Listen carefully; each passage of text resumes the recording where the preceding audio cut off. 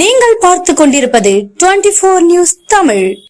மத்திய நிதிநிலை அறிக்கையில் வேளாண்மை துறைக்கு குறைந்த நிதி ஒதுக்கீடு செய்த மத்திய பாஜக அரசை கண்டித்து கீழ்வேளூரில் தமிழ்நாடு விவசாயிகள் சங்கத்தினர் பட்ஜெட் நகல் எரிப்பு போராட்டத்தில் ஈடுபட்டனர். மத்திய அரசு தாக்கல் செய்த 2024-2025 நிதிநிலை அறிக்கையில் வேளாண்மை துறைக்கு குறைந்தபட்ச நிதி ஒதுக்கீடு செய்துள்ளதை கண்டித்து நாகை மாவட்டத்தில் பல்வேறு இடங்களில் தமிழ்நாடு விவசாயிகள் சங்கம் சார்பில் பட்ஜெட் நகல் எரிப்பு போராட்டம் இன்று நடைபெற்று வருகிறது.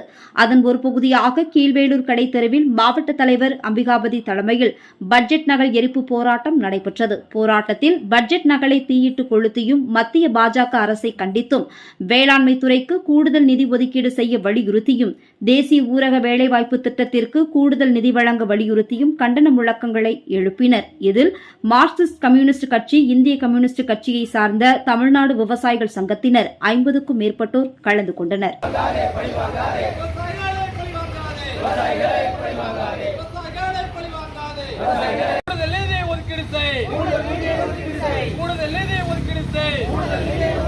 மத்திய அரசை மோடி அரசை